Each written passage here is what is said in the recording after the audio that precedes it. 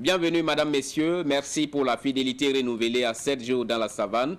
Toute l'équipe est ravie de vous retrouver encore cette semaine.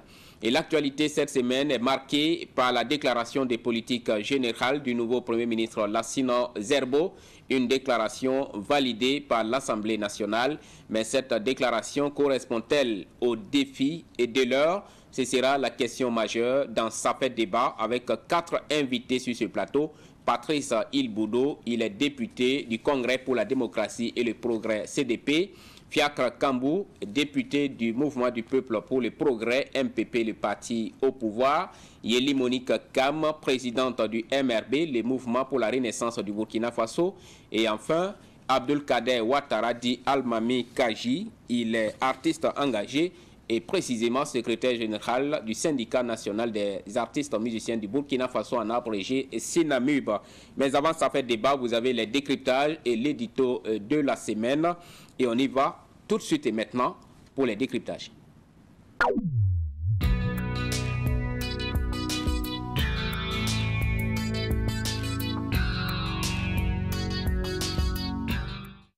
Voilà, et c'est avec Alphonse Ouedraogo que nous débutons les décryptages de l'actualité cette semaine. Alphonse, bienvenue. Bonjour Kambo, merci à ceux qui nous suivent.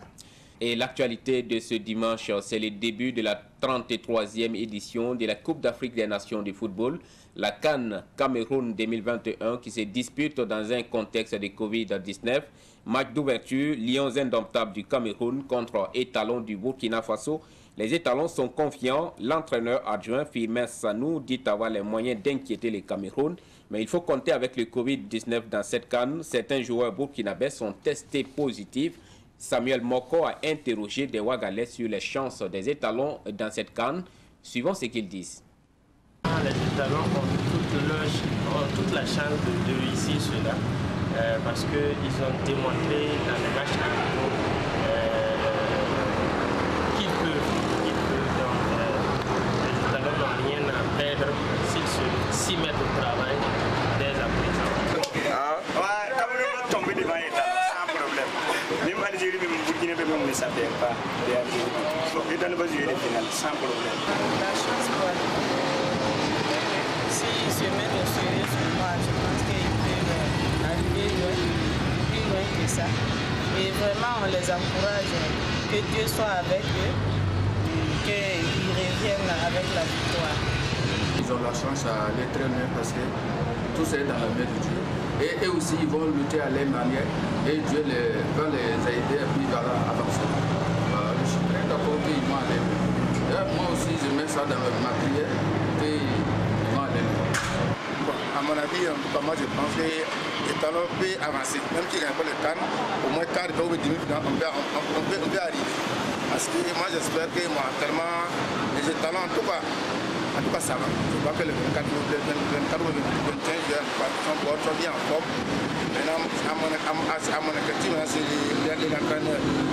Voilà, je pense que Patrick Malo, qu'il a été bon. Et bon, c'est comment pour casser les gueules. Avec les Cameroun, le premier match, c'est que les Cameroun vont tous sortir. On fait les pour avoir les victoires. Donc à ce moment, il faut être une manière pour classer. J'avais l'adversaire va venir. Donc, à mon avis, on peut avancer.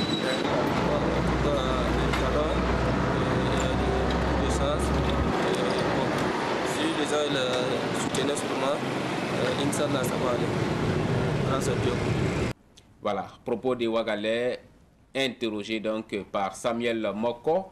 Et Alphonse Ouedraogo, avant de parler de la donne Covid-19 dans cette CAN, votre réaction sur ce que vous venez d'entendre, c'est Ouagalais qui paraissent confiants.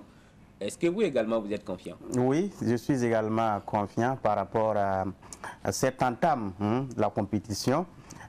N'oublions pas que nous devons ouvrir le bal avec le pays organisateur, les Lions indomptables. Donc je pense que les Étalons ont suffisamment eu le temps pour se préparer et aussi compte tenu de ce que nous avons eu récemment comme parcours, tout ça, ça a permis donc d'être aguerris.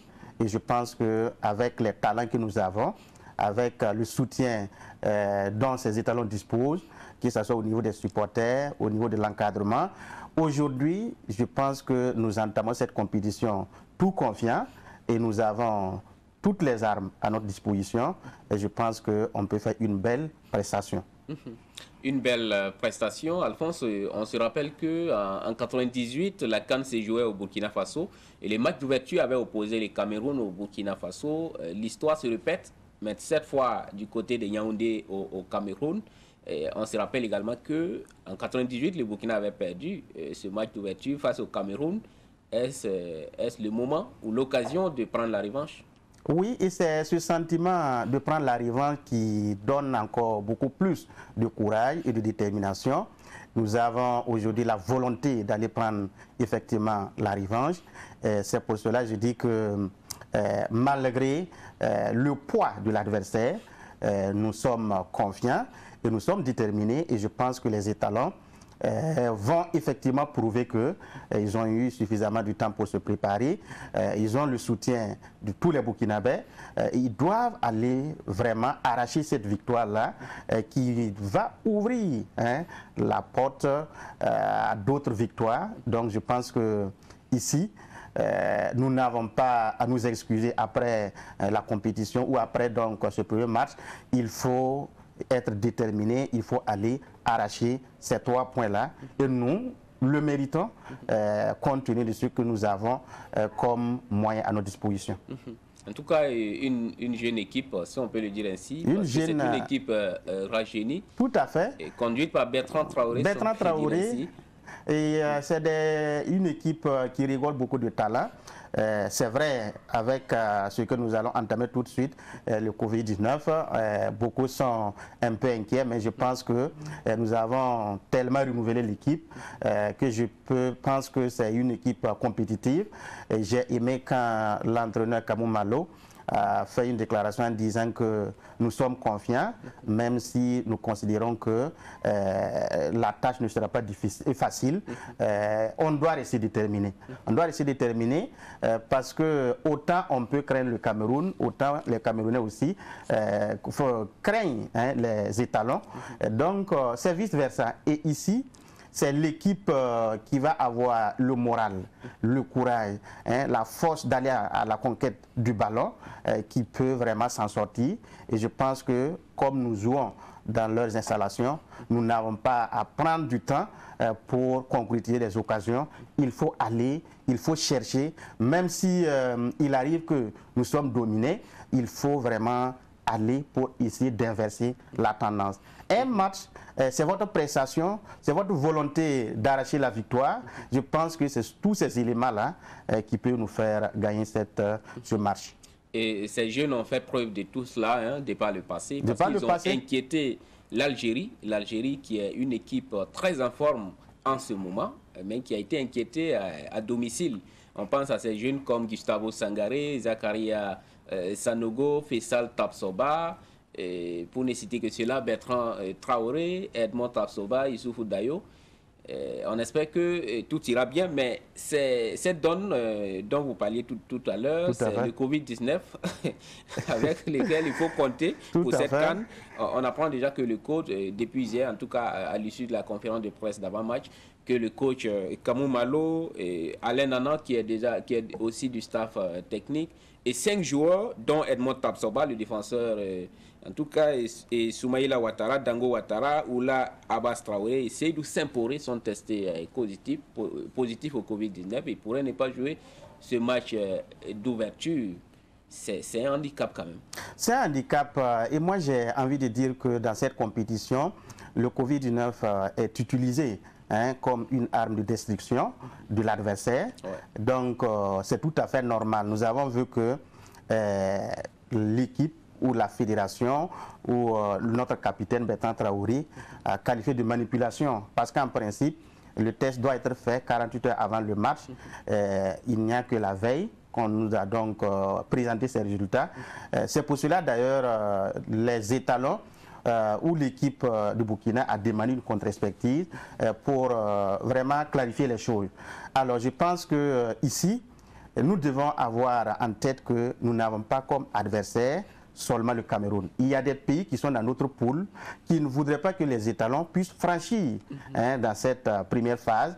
Donc comprenez que tous les moyens soient utilisés dès donc l'ouverture de cette compétition-là contre nous. Ça ne nous inquiète pas. Le premier suspect, s'il y a manipulation, c'est le Cameroun. Voilà, parce qu'on nous parle de cette équipe de médecins qui est arrivée à l'hôtel des étalons pour faire les tests, alors même qu'elle n'a pas été envoyée par la Confédération africaine de football. Voilà, notre fédération a vérifié et ça s'est révélé que ce n'est pas une équipe de médecins envoyée par la CAF. Donc c'est plus tard qu'une équipe de la CAF est venue et les tests se révèlent... J'allais dire, oui, les tests se révèlent un peu défavorables à notre équipe parce que 5 joueurs et 2 membres du staff technique qui sont out, dont l'entraîneur. Kamoumalo. C'est quand même tout ça, c'est ce que je dis. C'est une stratégie. Non seulement pour vous déstabiliser en termes de nombre, changer votre système de jeu, et ensuite pour mettre cette pression-là, qui est de vous manipuler, qui est de casser votre système de jeu. Je pense que, comme déjà c'est connu à l'avance, nous allons prendre toutes les chances à notre côté, ce qui veut dire que lorsque les Italiens vont monter sur le terrain, vont rentrer dans le jeu, il n'y a pas à baisser les bras. Il faut aller, c'est un affrontement, il faut aller à la conquête du ballon, il faut vraiment concrétiser toutes les occasions que nous aurons, qui vont donc se présenter à nous. C'est pour cela que je dis que c'est vrai, beaucoup diront que le Cameroun n'est pas une équipe à négliger, mais je dirais que les étalons non plus, parce que c'est 2 équipes qui se connaissent maintenant, et je pense qu'avec les talents dont nous disposons, c'est ce qui me permet de dire qu'on peut arracher facilement les 3 points et on doit forcément arracher nos 3 points. C'est le match d'ouverture. Tous les regards sont tournés vers donc, ce match-là. C'est pour cela que nous devons avoir le moral. Les étalons doivent comprendre qu'ils ont non seulement le public qui est déjà sur place avec eux, mais que ce soit au Burkina, tout le monde apporte le soutien à ces étalons-là pour que nous puissions avoir la victoire. En tout cas, tous les peuples burkinabés est mobilisés. Étalons du Burkina, Lions indomptables du Cameroun, c'est donc cet après-midi à 16h. Tout à fait. Temps universel. Votre pronostic? Je parie que une victoire. Une victoire. Une victoire pour les étalons. Voilà, nombre de buts. Je sais que les 10 équipes vont marquer, mais la victoire sera pour les étalons. 2-1. Pourquoi pas? Bon, je ne suis pas amateur de XBet. Merci à vous, Alphonse Ouedraogo, pour ce décryptage. On va dire encore bonne chance aux étalons du Burkina Faso durant cette CAN qui débute ce dimanche.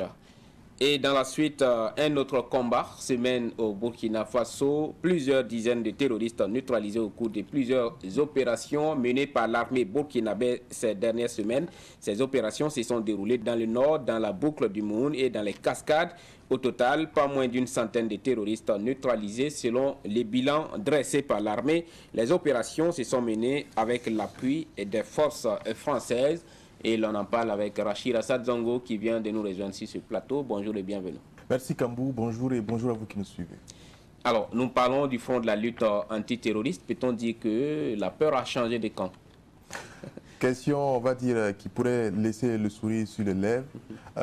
Mais je pense que pour être direct par rapport à cette question-là, ce serait précipité de dire que la peur a, on va dire, quitté le camp. Surtout pour ce qui est des forces armées nationales. Pour moi, en tout cas, c'est très tôt. C'est vrai que les opérations se sont intensifiées, comme on a pu justement le constater ces derniers jours, même pour ce qui est du début de l'année 2022. Il y a comme une nouvelle stratégie et une nouvelle communication aiguisée au niveau des forces de défense et de sécurité, ou sinon du département en charge de la sécurité et de la défense de façon générale. Et les résultats terrain donnent quand même de l'espoir. Mais comme je dis, c'est vraiment trop tôt de croire que la peur a changé de camp. Vous n'êtes pas sans savoir qu'il y a malgré tout des attaques sporadiques dans des zones comme la boucle du Moukoun, les cascades, pour ne citer que ces exemples-là. Mais il y a aussi toujours une constance en termes d'attaques dans des régions comme le Sahel, le centre-nord, une partie du Sahel et du nord, pour ne citer que ces exemples-là. Et à côté de cela, il y a aussi les déplacements continus des populations. Vous n'êtes pas sans savoir que Fada Gourma, Kongoussi, Kaya et Waiguia, pour ne citer que ces localités-là, accueillent des déplacés internes. Voilà. Et d'autres localités nouvellement s'ajoutent à ces localités-là. Je prendrai l'exemple de la Sicile, je prendrai l'exemple de Manga, pour ne citer vraiment que ces exemples-là. Donc pour dire que, quoi qu'il en soit, je pense qu'on reste toujours en alerte, que ce soit au niveau des populations comme au niveau de l'armée. Et avec ce qu'on a comme résultat, cela quand même nous donne de l'espoir que les choses ont changé dans la manière de faire. Les choses également pourraient changer dans ce qui est des perspectives, notamment pour ce qui est des déplacés internes qui pourront éventuellement, si toutefois la sécurisation se fait comme on le voit, pourraient regagner justement la localité d'origine. Vous le dites si bien, les choses ont changé. On sent des forces de défense et de sécurité burkinabè qui vont désormais à l'offensive au lieu d'attendre d'être attaqués pour se défendre. C'est bien cela, c'est bien cela. Et là-dessus, certains pourront, on pourrait dire, se dire qu'avec les changements, notamment avec les nouvelles nominations, cela pourrait y être pour quelque chose. Quoi qu'il en soit, moi je pense que lorsque on vous confie des responsabilités, nécessairement il faut des résultats et vous allez vous donner les moyens pour atteindre ces résultats. Je pense que c'est dans ce sens-là que les nouvelles nominations qui ont été effectuées donnent du sang neuf, on va dire, à la manière de faire au niveau des forces des armées pour qu'on puisse atteindre ces objectifs-là. Quoi qu'il en soit, comme je le dis, ce sont des hommes comme d'autres hommes, ils ne sont pas infaillibles. Quoi qu'il en soit, il faut que nécessairement nous soyons tous mains dans la main, que ce soit au niveau des forces armées, mais également au niveau des populations. C'est en cela qu'on va atteindre les objectifs que nous souhaitons tous, qui est la paix et la sécurité pour le pays. Et l'autre donne qu'on pourrait qualifier de nouvelle et qu'il faut prendre en compte, c'est l'appui de l'armée française. Tout à fait. Qui s'est intensifié apparemment ces derniers temps. C'est juste. C'est vrai que l'actualité que l'on a connue au cours des 2 derniers mois, notamment pour ce qui est de la transition 2021-2022, a été marquée quelque peu par un écorchage entre nos relations et puis notamment la France. Mais quoi qu'il en soit, on a pu voir que apparemment nos autorités ont pu revoir cette collaboration. Et il y a des aspects que c'est sûr que nous ne saurons jamais. Voilà. Mais quoi qu'il en soit, on pense qu'avec déjà l'intervention française que l'on constate maintenant sur le terrain, il y a une nouvelle dynamique en termes de stratégie sur le terrain. En termes de coopération avec les forces françaises. Tout à fait, tout à fait. Et pour moi, en tout cas, tant que cette collaboration-là va permettre que nos forces armées nationales atteignent les objectifs recherchés, cette collaboration-là, en tout cas, a tout son sens. Voilà. Et on espère que cette collaboration, telle qu'on le voit de façon pratique avec les résultats sur le terrain, va aller toujours dans ce sens-là. Parce que c'est surtout ce qui importe, on va dire, au Burkinabé. Le reste, je pense que cela relève, on va dire, du jargon de la diplomatie entre nos autorités et les autorités françaises. Voilà. Mais n'empêche quand même que ces coopérations militaires ou la coopération militaire a besoin d'être diversifiée. On sent déjà que nos autorités se sont engagées dans ce sens.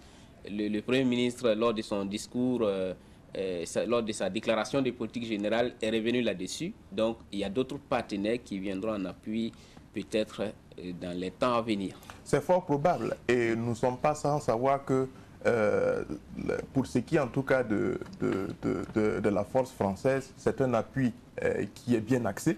Sans doute qu'avec de nouveaux partenaires, il y aura également de nouveaux axes pour définir la nouvelle coopération ou sinon la nouvelle collaboration. Nous ne sommes pas sans savoir également qu'aujourd'hui, lorsqu'on parle de terrorisme, de sécurité, c'est une lutte qui ne concerne pas seulement le Burkina Faso. Plusieurs pays sont confrontés à cette situation, que ce soit en Afrique ou ailleurs, et il va nécessairement de soi qu'on puisse trouver les solutions, les voies palliatives pour revenir à la sécurité tant recherchée. Donc dans ce sens-là, je ne pense pas que ce soit condamnable pour le Burkina Faso de revoir sa collaboration avec ses partenaires, si tant que cela va permettre justement d'atteindre, on va dire, la sécurité tant recherchée. Voilà. Merci à vous donc pour ce décryptage. On espère que la lutte contre le terrorisme pourra se poursuivre dans cette dynamique, c'est-à-dire aller à l'offensive au lieu d'attendre d'être attaqué pour riposter. Tout à fait. On garde en tout cas l'espoir et on espère qu'on aura encore et toujours des résultats probants sur le terrain. Merci donc d'être passé sur ce plateau et à l'international, nous parlons du projet de prolongation de la transition au Mali. Le ministère malien des Affaires étrangères a fait parvenir au chef d'État de la CEDEAO les conclusions des assises nationales de la refondation. Une prolongation de 5 ans est à l'ordre du jour, ce qui n'est pas du goût des dirigeants ouest-africains réunis une fois de plus au Ghana. La transition malienne va-t-elle fléchir face à la CEDEAO? L'on en parle avec notre spécialiste des questions internationales, Amadé Adamasoro, qui vient donc de nous rejoindre sur ce plateau. Bonjour et bienvenue. Bonjour Kamou, bonjour à toutes et à tous. La transition malienne va-t-elle fléchir face à la CEDEAO? Bien malin qui pourra répondre à cette question, parce que de par le passé, nous avons vu comment est-ce que la CEDEAO a usé de tous les moyens, de toutes les formes de pression possibles pour amener, n'est-ce pas, les auteurs d'un coup d'État à remettre le pouvoir aux civils. Je vais parler bien sûr concernant justement le Mali et du coup d'État de Sanogo en 2013. Alors donc, pour revenir sur cette question, il faut dire qu'ici, il y a un hiatus.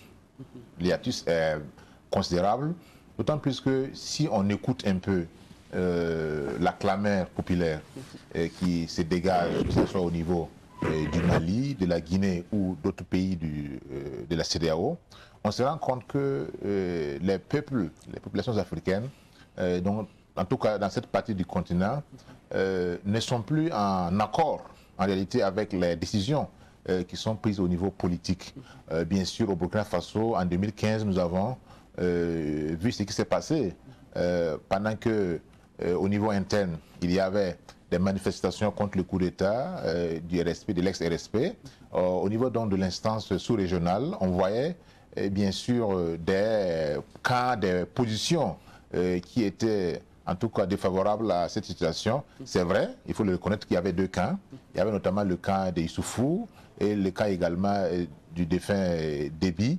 Et finalement, ce sont donc les pressions exercées par ces 2 présidents nigériens et tchadiens qui ont amené, n'est-ce pas, l'instance sous-régionale africaine à un peu fléchir au niveau donc, de sa position. Alors, est-ce que le même scénario peut se reproduire au niveau du Mali? Est-ce que dans ce sommet qui se tient à Accra, est-ce qu'on aura également 2 camps?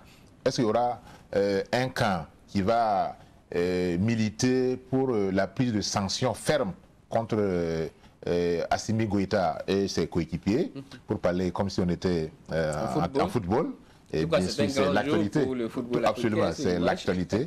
Et d'ailleurs, c'est l'occasion de faire un commentaire pour, en tout cas, la prestation des étalons. On espère que les étalons vont faire une très bonne prestation tout au long de cette CAN. Alors, on ferme la parenthèse pour revenir sur la situation au Mali, pour donc dire que est-ce qu'il y aura 2 camps? Et ce qui est sûr, les informations qui nous parviennent actuellement laissent penser qu'il y aura en tout cas un camp dur, puisque d'après ce que la presse a relaté comme information, suite à la tournée qu'a effectuée une délégation malienne, arrivée en Côte d'Ivoire, ils n'ont pas été en tout cas bien accueillis, pas protocolairement, ça a été fait, mais la réponse que Alassane Dramane Ouattara aurait donc donné, et que c'était une forme de plaisanterie. Si vraiment alors les militaires veulent prolonger la transition jusqu'à 5 ans, le président ivoirien a considéré cela comme si c'était de la plaisanterie. C'est vrai qu'au Burkina Faso, il y a eu... Il ne les prend pas au sérieux. Absolument. Il y a eu quand même l'envoyé spécial de la CEDEAO a estimé que les 5 ans, c'est quand même une durée qui dépasse une durée légale d'un mandat au Nigeria qui est de 4 ans. Tout ça, ce sont des arguments qui seront brandis à la face, n'est-ce pas, de la junte au pouvoir au Mali pour dire que cette durée-là ne tient pas. Le Burkina Faso ne s'est pas encore prononcé sur la question parce que, comme on le dit, c'est un pays qui doit marcher sur des œufs, connaissant également alors, le passé du Burkina dans ce domaine. Alors le Burkina est peut-être entre le marteau et l'enclume. Faut-il prendre fait et cause pour la junte au pouvoir, ou bien faut-il rallier, n'est-ce pas, la position qui sera celle d'un certain nombre de chefs d'État au niveau de la CEDEAO. L'un dans l'autre, la situation n'est toujours pas claire en ce qui concerne la transition au Mali. Mais est-ce que selon vous, ce serait légitime que la CEDEAO veuille faire une pression dure sur les autorités de la transition malienne pour les contraindre donc à renoncer à ce projet de prolonger la transition de 5 ans? Absolument. Vous savez que moi j'ai un point de vue un peu particulier par rapport à la question politique. Soit c'est la population à la base qui décide de la conduite à tenir, soit on privilégie les instances, qu'elles soient régionales ou internationales. Et vous savez, certains pays nous ont donné l'exemple que les accords ou les conventions qui sont signés ne sont pas humiliables. Est-ce que si la pression est vraiment exercée de façon maximaliste sur le Mali, ça ne peut pas amener le Mali à quitter par exemple la CEDEAO? C'est une hypothèse. Est-ce qu'en contraignant le Mali à quitter la CEDEAO, c'est une bonne chose? Est-ce que ça va donner une bonne image à la CEDEAO? Ou bien c'est d'essayer de comprendre la situation qui est sur le terrain, à savoir la lutte contre le terrorisme, qui est pour moi plus important que vraiment les élections. Les élections, c'est vrai, c'est un baromètre de la démocratie. Mais lorsque le pays est en péril, moi je pense qu'il y a mieux à faire. C'est de voir est-ce qu'on peut accorder un crédit à l'équipe actuelle, dirigeante au Mali. Est-ce que cette équipe-là est à même de restaurer la paix, la sécurité dans le pays? Si cela est possible, et je pense que déjà les résultats sur le terrain tendent vers cela. Depuis un certain temps, on ne voit pas ces attaques à grande échelle dirigées contre les camps militaires au niveau donc, du Mali. Et déjà avec ce qui est fait avec la Russie, alors on se rend compte que c'est du sérieux qui s'est fait au niveau donc, du Mali. Est-ce que cela va à l'encontre de certains agendas cachés au niveau de la CEDEAO qui est à tort ou à raison accusé d'être le syndicat des chefs d'État, parce que ça aussi c'est une réalité. On a vu une CEDEAO qui est muette lorsqu'il y a des tentatives de tripatouillage des constitutions. C'est quand la situation dégénère en coup d'État, maintenant qu'on voit cette instance qui, au départ, est une instance économique.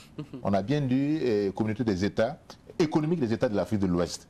Alors, pourquoi cette instance un outil qui est un outil économique en vient à devenir vraiment alors une instance politique?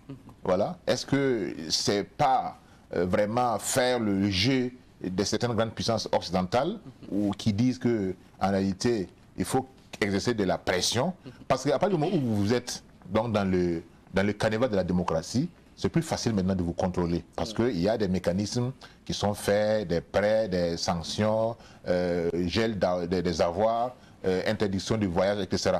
Mais si le pays alors, adopte sa propre trajectoire, son propre cheminement, alors en ce moment c'est quand même très difficile de pouvoir les contraindre à emprunter telle ou telle autre voie. Donc ici, c'est pas pour donner un cutis, n'est-ce pas, au pouvoir, au régime militaire, mais souvent, il faut voir qu'est-ce qui est prioritaire. Est-ce que c'est l'organisation des élections ou bien c'est le retour de l'autorité nationale sur l'ensemble du territoire qui est plus important? Et moi, je pense, à mon simple, enfin, selon moi, la priorité des priorités actuellement au niveau du Mali, c'est de travailler à ce que le pays retrouve sa sécurité, sa paix, avant de penser à autre chose. D'autant plus que ce sont les conclusions de l'ANR.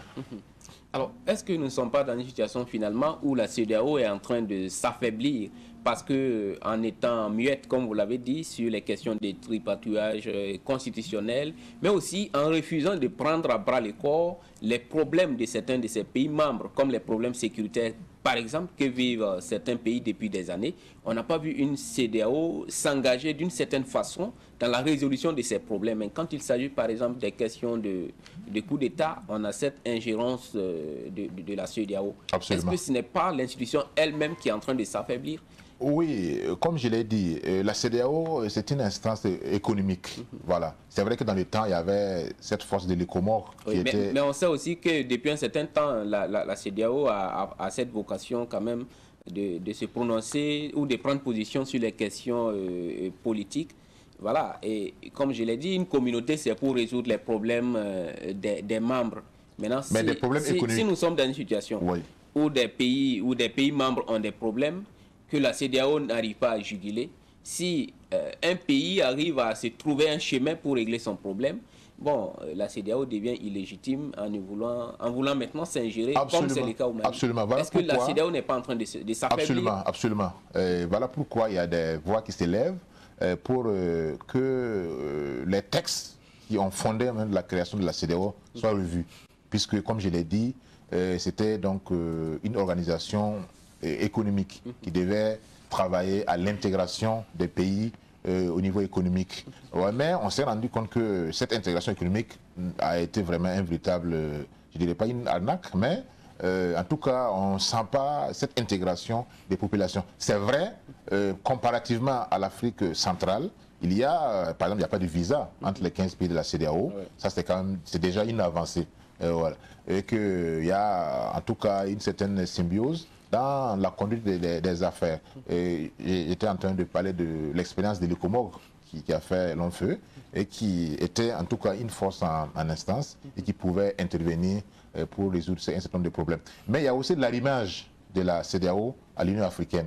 C'est ça qui gâte, qui bloque tout. Vous savez, si on ramène la question au niveau africain, on se rend compte que l'Union africaine a eu une position pour le moins ambivalente par rapport au Tchad.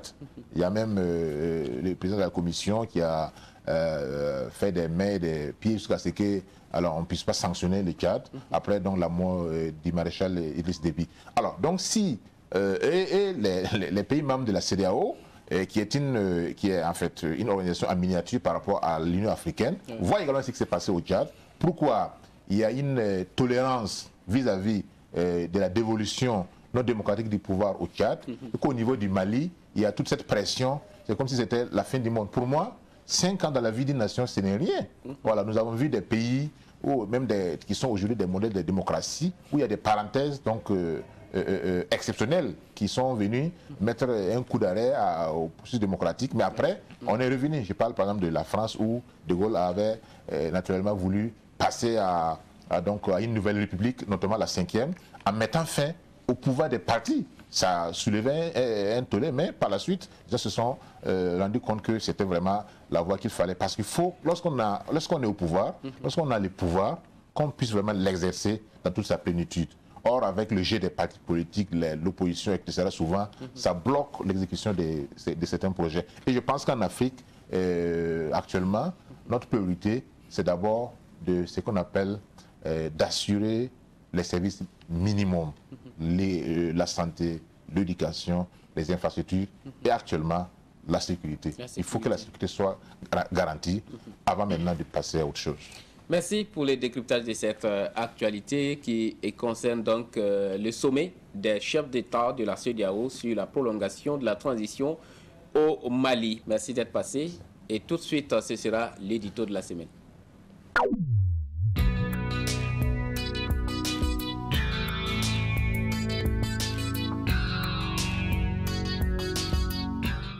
Et l'édito de la semaine, c'est avec le directeur de l'information de Savane Média qui vient de s'installer. Bonjour à vous, Soumaïla Rabo, et bienvenue. Merci, Kojo Kambou. Bonjour à vous. Bonjour à toutes et à tous. Bonne heureuse année 2022. Merci. Et dans l'édito cette semaine, vous dites qu'au départ de l'année 2022, il faut construire une nouvelle citoyenneté. Oui, Kojo Kambou, merci encore. Il faut construire une nouvelle citoyenneté. Vous savez qu'il y a eu des essais par le passé, dans un passé récent, c'était en 2015, où la transition, il a été question de pacte républicain, ça fait l'objet d'une cérémonie. Le ministre en son temps de l'administration territoriale, Auguste Denis Barry, en avait fait son affaire propre et il tenait. On ne sait plus ce que ça devient, ce fameux pacte républicain-là. Mais il faisait appel à notre citoyenneté et à notre sens de la responsabilité. C'est une quête permanente de construire la citoyenneté en démocratie, mais pas seulement. Vous savez que nous avons une citoyenneté qui est ancrée dans nos traditions et qui était fondée aussi sur des valeurs. Les deux citoyennetés ne sont pas antinomiques, ne s'excluent pas. Dans le monde moderne que nous avons épousé, dans les démocraties que nous avons, nous pouvons construire une citoyenneté qui est fondée sur notre tradition et notre culture. Mais je ne vois pas cette nouvelle citoyenneté-là en train d'être construite en dehors de la reconquête totale de notre territoire, en dehors de l'instauration d'une paix durable et définitive dans l'ensemble des zones du Burkina Faso. C'est le préalable dans le contexte où nous sommes. Et je ne vois pas la construction de cette citoyenneté-là en dehors d'un État capable, investi d'autorité, incarné par des gens de valeur, qui sont des modèles, qui ne tiennent pas seulement des discours, mais qui véhiculent des valeurs, qui en outre sont des valeurs qui sont fondées sur nos traditions, mais qui sont fondées aussi sur la modernité et la démocratie que nous avons épousée et dont nous sommes appropriés. La construction de la citoyenneté dont je parle, je ne la vois pas aussi en dehors d'autorités qui sont des modèles. Des autorités qui sont des modèles de justice, qui sont des modèles de travail, d'honnêteté, de solidarité, d'empathie vis-à-vis de leurs concitoyens qui souffrent. Et ça ne peut pas se faire en dehors de tout cela. Mais tout ça ne suffirait pas si on n'avait pas des autorités qui nous ressembleraient, qui viendraient de nous. Et donc on ne verrait pas comme des extraterrestres parachutés de je ne sais nulle part, dont les habitudes sont totalement aux antipodes de ce que nous vivons, qui se la coulent douce, qui achètent des voitures de dernière génération pendant que le peuple coupe pris dans la misère, qui s'envolent pour des sommets ou des rencontres internationales dont on ne connaît pas l'intérêt ou dont on ne voit pas l'importance au moment où les gens n'ont pas le minimum d'accès à l'eau potable et à l'assainissement. Voilà.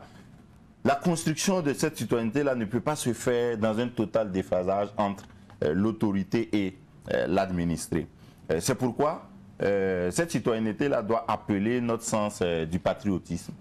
Et il faut que nous aimions notre pays, c'est essentiel. Ça ne peut pas se faire en dehors des valeurs de solidarité et le contexte nous dit jusqu'à quel point ce manque de solidarité-là est prégnant. C'est vrai, il y a des Burkinabés qui s'efforcent d'aller vers ceux qui souffrent aujourd'hui pour faire des dons, mais ce n'est pas l'habitude la plus partagée aujourd'hui. On ne voit pas ça tous les jours, toutes les heures, comme on aurait voulu que ça soit.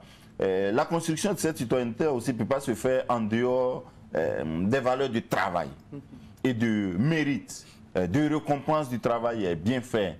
Ça ne peut pas se faire en dehors des valeurs d'intégrité que nous devons tous incarner, du sommet à la base, du nord au sud, d'est en ouest. Et nous devons incarner ces particularités-là qui fondent le Burkina Faso et qui ont fondé par le passé la Haute-Volta.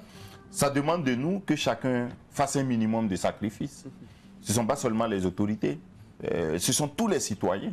Ce sont les travailleurs du public comme du privé, ce sont les travailleurs du secteur informel, du monde rural, qui sont dans les grandes villes.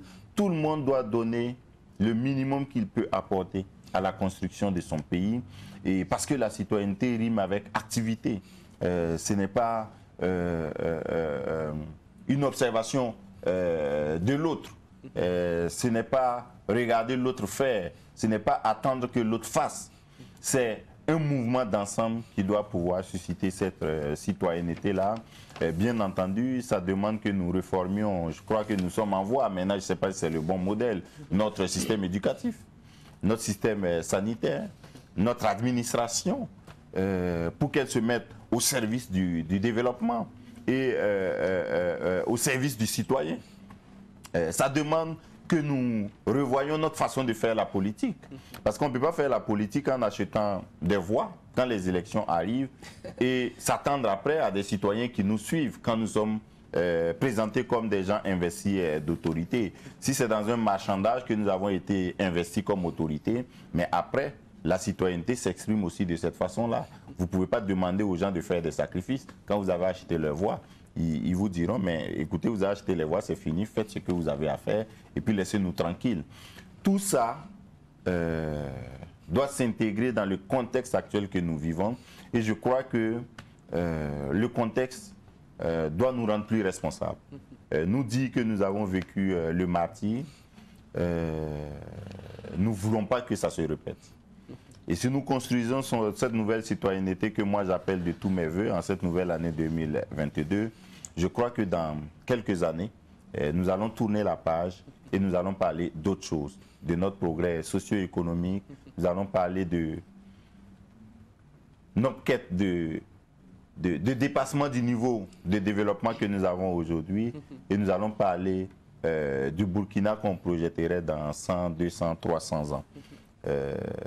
C'est essentiel, je crois que c'est capital et c'est une voie incontournable si nous voulons construire un Burkina Faso meilleur, un Burkina Faso qui n'est pas seulement celui de l'élite politico-administrative, un Burkina Faso qui s'émeut quand on tue le plus petit paysan le plus loin possible de Ouagadougou, un Burkina Faso qui s'émeut quand une autorité est menacée, parce qu'on confondrait les citoyens qui est à 200 km, 300, 400 km de Ouagadougou à celui qui est près de Kossiab. Je crois de cette façon-là que les autres nations se sont construites et nous pouvons prendre une voie plus rapide si nous nous investissons plus et si nous faisons plus de sacrifices. 2022 est arrivé difficilement, mais je pense qu'on va pouvoir dépasser cette année-là sans trop de couacs. 2022 est arrivé difficilement, mais on peut dépasser cette année sans trop de couacs. Et pour cela, vous dites qu'il y a nécessité de construire une nouvelle citoyenneté afin de pouvoir tourner la page et développer notre cher Faso. Merci. C'était donc l'édito de la semaine. Merci à vous, Soumaïla Rabou. Merci, Wekojo Kambou. Merci à vous toutes et à vous tous. Et juste après, vous aurez Ça fait débat qui est consacré à la déclaration des politiques générales du Premier ministre Lassina Zerbo. Lassina Zerbo a-t-il convaincu? C'est la question majeure que nous allons poser au député Fiacre Kambou du MPP, au député Patrice Ilboudo du CDP, à Yeli Monique Kam du MRB, le Mouvement pour la Renaissance du Burkina Faso, et à Almami Kaji Abdul Kader Ouattara, artiste engagé. C'est tout de suite après la virgule.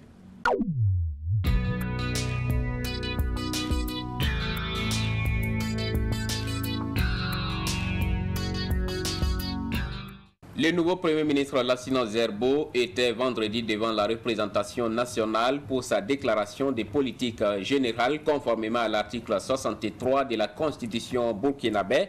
À l'issue de sa déclaration, le Premier ministre a été investi par les élus nationaux. 103 députés ont voté pour, contre 24 abstentions. Mais cette déclaration correspond-elle au défi de l'heure? C'est la question majeure dans Ça fait débat avec 4 invités sur ce plateau.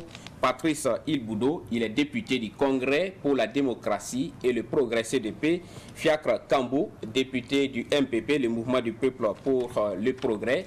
Yeli Monique Kam, elle est la présidente du MRB, le Mouvement pour la Renaissance du Burkina Faso, un parti de la majorité politique. Et enfin, Abdul Kader Ouattara, alias Almami Kaji, il est artiste engagé et précisément secrétaire général du syndicat national des artistes musiciens du Burkina Faso. Bienvenue à tous les 4 sur ce plateau. Merci. Merci. Alors, avant de vous donner la parole, suivons ensemble le reportage de Fatih Sankara et de Stéphane Sanou qui était vendredi à l'hémicycle lors de cette déclaration de politique générale du Premier ministre Lassina Zerbo. Suivant. C'est un Premier ministre peu bavard, succinct, qui préfère juger sur pièce plutôt que dans les discours, qui a répondu aux questions des députés. Lassina Zerbo a donné des réponses succinctes aux députés en affirmant qu'il leur donne un délai de 6 mois pour voir si les lignes bougent. Ainsi, contrairement à son prédécesseur Christophe Dabilé, Lassina Zerbo a déclaré devant la représentation nationale que le pays a une stratégie contre le terrorisme. La stratégie, naturellement, nous avons dit que nous allons aller dans des questions rapides et que les ministres des armées et des sécurités avaient reçu des instructions claires pour des gains rapides et sur le terrain. Donc il y a une stratégie qui existe. Mais vous savez, c'est un domaine sensible. On ne peut pas venir étaler la stratégie de défense et de sécurité du gouvernement et quand on a tous les médias qui nous suivent, et parce qu'on combat un ennemi qui est visible et invisible à la fois. Il y a une stratégie qui se fait en deux pans. D'abord, un pan immédiat où nous avons des actions concrètes que vous avez commencé à voir sur le terrain. Mais en termes de stratégie de défense, on ne peut pas mettre notre stratégie au jour pour que tout le monde la lise. Parce que là, ça va nous rendre trop vulnérables. Une stratégie qui va amener le Burkina à s'ouvrir à des partenaires. La diversification des partenaires s'impose au Burkina, soutient Lassina Zerbo. Je veux simplement vous rappeler que diversifier ne veut pas dire supprimer les partenariats que nous avons. Ce n'est pas de ça qu'il s'agit. Diversifier, c'est créer des conditions pour que nous puissions aller rapidement sur certains sujets qu'on n'a pas pu obtenir avec nos partenaires habituels, parce qu'on a des résultats immédiats à avoir. Mais nos partenaires habituels restent nos partenaires. Il faut que nous diversifions notre manière de fonctionner, sans avoir ou sans créer de problèmes avec ceux avec qui nous étions en partenariat depuis longtemps. La diplomatie, naturellement, j'ai mis quelqu'un que vous connaissez, qui a de l'expérience aussi et qui a travaillé dans le système international comme moi, pour justement donner un peu plus, je dirais, de bagou à cette diplomatie-là. Je ne veux pas dire que la diplomatie ne fonctionnait pas, mais on peut toujours améliorer. Il y a toujours une marge de progression qu'il faut avoir. Et les piliers que nous avons cités dans cette déclaration de politique générale, c'est ce que Mme Sori Rosine Koulibaly va appliquer. Pour l'atteinte des objectifs de ce gouvernement dit de guerre et de combat, le nouveau Premier ministre assure qu'en plus de l'insécurité, il va s'attaquer à l'indiscipline au sommet de l'État et aux crimes économiques, car de nombreux dossiers attendent d'être jugés. On a plus de 200 dossiers de crimes économiques prêts à être jugés, mais le mécanisme, la logistique et les moyens n'y sont pas. Nous allons faire en sorte que ça soit fait dans les plus brefs délais pour que ces 200 ou plus de 200 dossiers à juger soient faits immédiatement. Et ça nous permettra d'engranger cette opération que vous attendez de tout cœur et pour montrer que le gouvernement en rien ne traîne des dossiers ou les met dans les tiroirs. L'ASE a le pouvoir d'aller directement vers la justice. Et vous le savez, il y a des exemples qui vous le prouvent. Ce n'est pas le gouvernement qui bloque des dossiers ou qui met des dossiers dans les tiroirs. Il y avait un mécanisme qui manquait, il y avait une part de mécanisme qui manquait que nous allons nous efforcer de régler. Le Forum national sur la réconciliation nationale se tiendra au premier trimestre de cette année. Lassina Zerbo a salué le retour annoncé par le chef de file de l'opposition politique au dialogue politique. Le nouveau Premier ministre nommé le 10 décembre a été investi par 103 voix pour et 24 abstentions. Et nous voici de retour sur ce plateau. Je reviens maintenant vers vous. Le Premier ministre Lassina Zerbo est arrivé dans un contexte que nous connaissons tous, le contexte sécuritaire. Il a été nommé le 10 décembre dernier. Quelle description faites-vous aujourd'hui de la situation nationale? Je commence par vous, Patrice Ilboudo. Merci, M. Cambou. Avant tout propos, je voudrais quand même, nous sommes en début d'année, alors vous présenter mes voeux les meilleurs pour 2022, vous et à l'ensemble de votre hiérarchie, ainsi qu'à tous vos téléspectateurs et au peuple burkinabé. Et le Premier ministre est arrivé suite à l'onde de choc qu'a provoqué le problème d'Inata, où ça a créé vraiment j'allais dire, un vrai problème dans le pays. Il y a eu un tollé général, un mécontentement généralisé, ce qui a fait prendre la parole par le président, alors pour annoncer un gouvernement resserré et avec un premier ministre, j'allais dire, de combat. Et c'est là qu'est devenu le remaniement que vous venez de dire le 10 décembre, et la venue du Premier ministre et le 13, son gouvernement. Effectivement, bon, et à ce qu'on entend et au regard du cursus et du parcours du Premier ministre, nous pouvions dire quand même que le choix est raisonné. Il est bon, c'est un homme de dossier, voilà, c'est un homme de dossier, c'est un homme qui a une expérience sur le plan international. De toute manière, on arrive. Au-delà de ça, quelle est la situation nationale? La situation nationale, comment est-ce que vous la décrivez? Nous la décrivons, et je ne peux pas dire qu'elle est catastrophique, hein, non. Mais l'aspect sécuritaire, nous avons à peu près plus de 72 communes qui sont touchées. Et avec son cortège de personnes déplacées internes, avec toutes ces récoltes et ces champs brûlés, avec ces déplacements massifs qui entraînent des problèmes sanitaires, des problèmes de logement et que sais-je encore. Et il y a ces mouvements, ça entraîne des mouvements socio-communautaires entre les communautés. Voyez. Donc une situation nationale qui est difficile, très difficile, mais qui n'est pas catastrophique. Qui n'est pas catastrophique. Voilà. Pierre Cambou, comment est-ce que vous décrivez cette situation nationale? Ok, merci.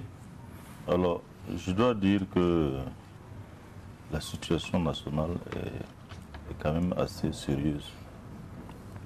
Vous conviendrez avec moi que depuis 2016, notre pays est en train de vivre un certain nombre d'événements d'année en année.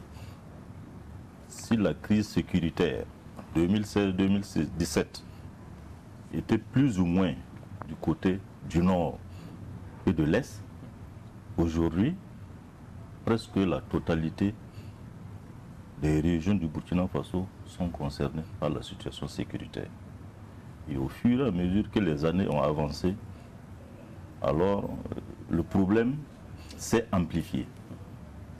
À cette situation sécuritaire s'est ajoutée la maladie de coronavirus depuis 2 ans, qui font que aujourd'hui la situation de notre pays quand même est assez préoccupante. Et je pense que le premier magistrat a pris la mesure de la chose.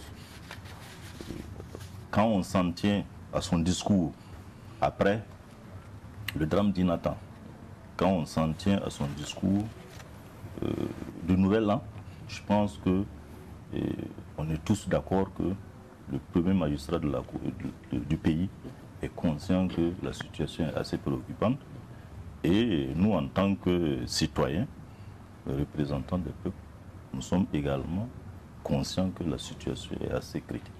Une situation nationale assez critique selon Fiacre Cambou. Et vous, Yéli Monique Cambou? Merci. Le Premier ministre a été nommé dans un contexte de ressenti d'un sentiment général d'insécurité.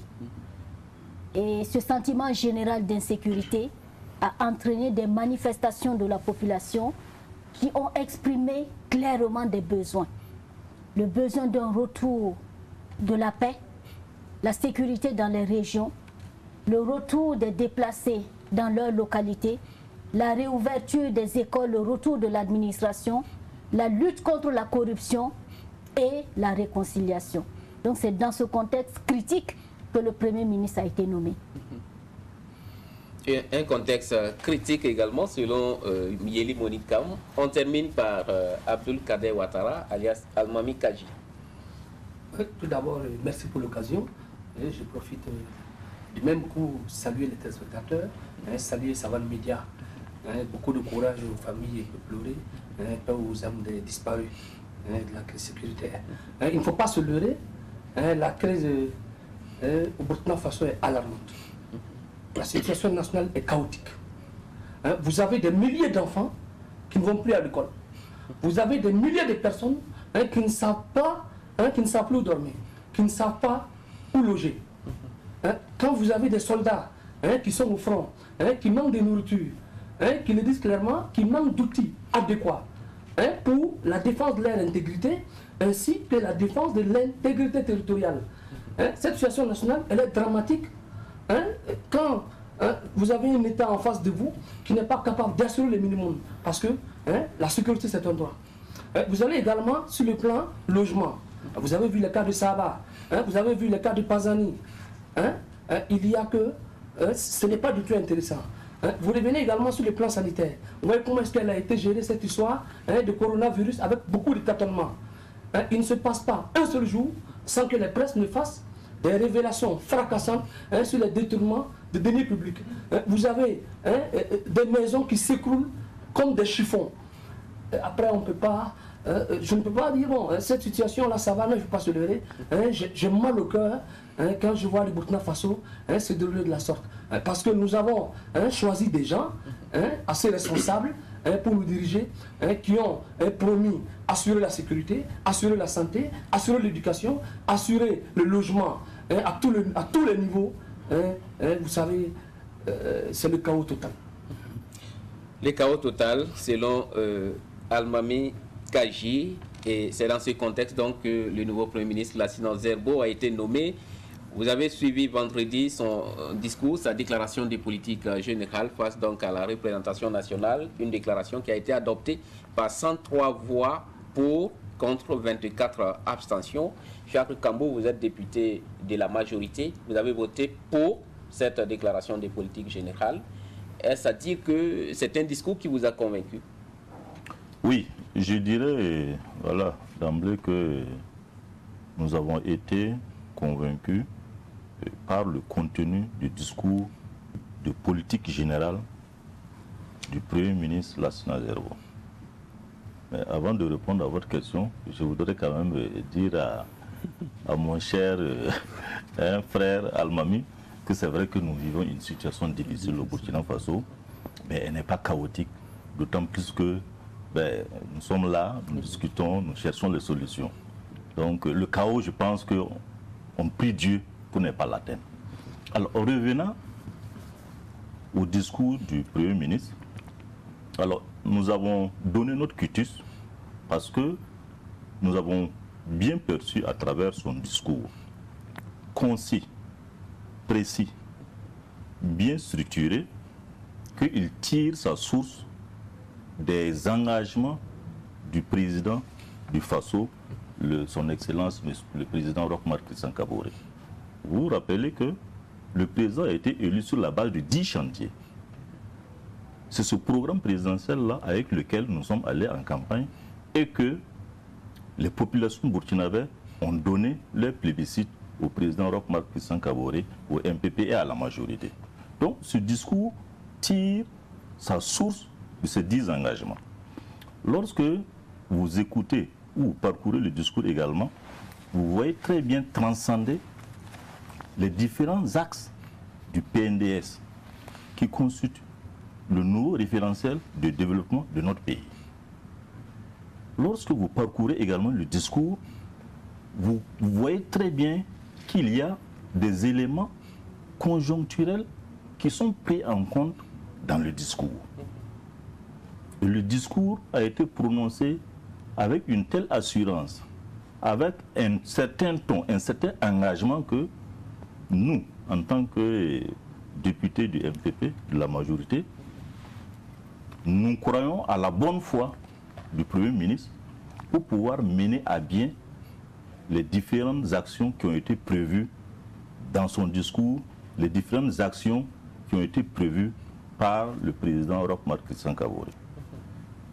Ceci étant, comme je l'ai dit, nous vivons actuellement dans un contexte sécuritaire difficile. Lorsque vous parcourez le discours, et il a très bien dit, il y a 4 leviers sur lesquels il va actionner. Il y a 4 points sur lesquels il va s'apaisantir. La paix. Parce que sans la paix, tout ce que vous allez vouloir développer comme action de développement, c'est vain.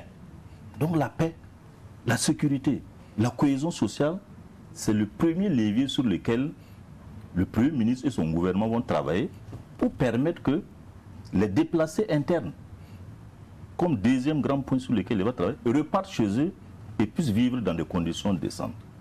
Le troisième point qui a retenu notre attention et sur lequel nous sommes satisfaits, c'est un peu la bonne gouvernance prônée à travers son discours, qui va passer par cette lutte contre la corruption, cette lutte contre la malgouvernance, dénoncée par beaucoup de populations, mise en exergue par certaines presses, et le Premier ministre est engagé à travailler là-dessus. Et comme quatrième grand point sur lequel le Premier ministre est engagé à travailler, nous avons également la modernisation de l'administration, la discipline dans nos administrations. Ce qui amène le MPP a vraiment donné son onction au Premier ministre pour pouvoir conduire à bien ces différents chantiers. Alors, la majorité qui est donc convaincue, après donc avoir écouté le Premier ministre Lassina Zerbo, au niveau de l'opposition, à quelques exceptions près, les députés se sont abstenus. Absolument. Ça signifie quoi concrètement? Bon, et au niveau de l'opposition, nous nous sommes abstenus. C'était notre consigne de vote. Parce que... Quel que soit les discours? Non, pas quel que soit le discours. Comme il a dit, nous l'avons écouté. Nous avons écouté religieusement le Premier ministre et les 4 points dont il fait ont été effectivement bien élaborés. Le retour de la paix et de la sécurité, le retour des PDI et dans leur localité d'origine et la résolution des crises socio-économiques à travers la réconciliation nationale et enfin la bonne gouvernance dont il vient de parler au niveau de la lutte contre la corruption. Mais c'est une litanie d'intentions. Ce n'est pas assorti de chronogramme. Ça dit, les PDI, dans combien de temps, 6 mois, on va recouvrir sur les 72 communes ou 80 communes, 40 communes vont se retrouver réinstallées. Il n'y a vraiment pas de perspective. Vous voyez, on parle de 200 dossiers. En réalité, dans la bonne gouvernance, c'est quoi? La loi CNT ou c'est quoi? Je sais, lors, on avait prévu qu'au niveau de l'ASE, pour financer la lutte contre la corruption, un certain pourcentage sur le budget national qui n'a jamais vu le jour. Et le Premier ministre même l'a dit qu'il y a des pourparlers avec le ministre des Finances pour essayer d'injecter de l'argent à l'ASE pour pouvoir aller sur cette voie judiciaire. Donc, face à cette litanie d'intention, qu'est-ce que vous voulez que l'opposition dise? C'est comme un médecin, vous allez, le médecin il vous détecte, diagnostique le mal, il vous trouve les remèdes, mais s'il ne vous donne pas une bonne posologie, c'est vain. Donc nous, on n'a pas retrouvé cette posologie-là dans le discours du Premier ministre. Et voilà pourquoi nous sommes abstenus. Mais comme le pays, comme lui-même il a dit, on aurait dû voter contre, mais le pays aujourd'hui est en guerre. Et l'opposition est une opposition responsable. Voilà pourquoi nous nous sommes abstenus et on le jugera au pied du mur. Voilà. Donc une déclaration qui ressemble, selon vous, à un remède, en tout cas qui a été prescrit mais sans posologie. Sans posologie. D'où l'abstention des députés de l'opposition, voilà, à quelques exceptions près. Yéli Monique, quand pour vous qui avez suivi les discours en étant hors de l'hémicycle, quelle est votre lecture? Ma lecture, c'est un sentiment de satisfaction et pour 3 raisons. Et puis un point aussi de réserve à formuler.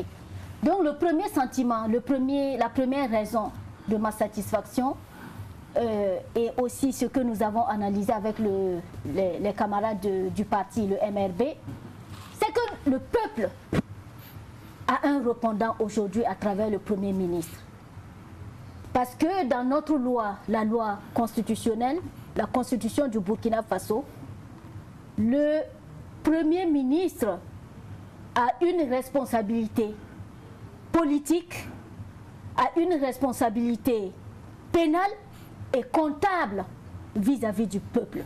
C'est lui, c'est le Premier ministre qui est le répondant. Le chemin institutionnel du Burkina Faso, c'est-à-dire le type de régime présidentiel, s'appelle le régime semi-présidentiel. C'est le Premier ministre par délégation qui reçoit la responsabilité, le pouvoir de nous donner satisfaction.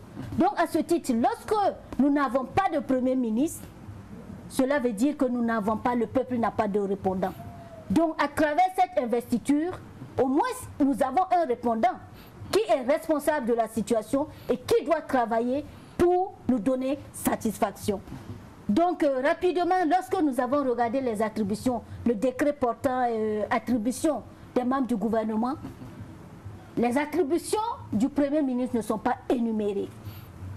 Parce que les attributions du Premier ministre sont consacrées dans la Constitution. Donc aujourd'hui, Dr Lassina Zerbo porte tout l'espoir du peuple burkinabé. Sur ses épaules reposent les aspirations et les besoins du peuple burkinabé. Et c'est ça ma satisfaction. Donc du coup, et M. Lansina Zerbo est responsable devant l'Assemblée nationale, devant le peuple par ricochet, et aussi il est responsable des résultats et de la gérance de toute la crise aujourd'hui que traverse le Burkina Faso. Donc, ça c'est le premier point de satisfaction. Nous avons un répondant. Le deuxième point de satisfaction, c'est qu'à travers son discours, nous avons vu sa ligne politique. Donc c'est un gouvernement d'urgence qui a été mis en place à travers son discours. Et nous l'avons résumé simplement. À travers ce discours, nous voyons clairement que c'est un gouvernement de guerre et de combat. C'est un gouvernement d'urgence parce qu'il n'est pas, quand nous regardons les actions définies dans ce discours-là, ce n'est pas des actions à long terme. Ce sont des actions à court terme. 3 mois, 6 mois.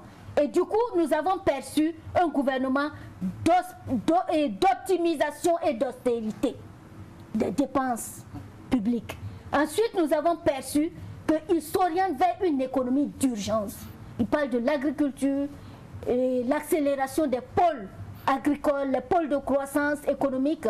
Donc, il est porté sur le court terme, apporter rapidement les solutions aux populations. Nous avons aussi perçu des innovations. Le troisième motif de satisfaction, c'est qu'il nous a épargné un discours habituel, qui est qu'il nous a épargné le G5 Sahel. Oui. Dr Lansina Zerbo a été innovant dans son discours. Il nous a épargné les élections législatives. Aujourd'hui, nous avons un besoin de survie, de protection des vies des populations. C'est ça l'urgence aujourd'hui. Il nous a épargné l'histoire du chorus. C'est-à-dire qu'il n'a pas décrit le coronavirus comme une situation alarmante.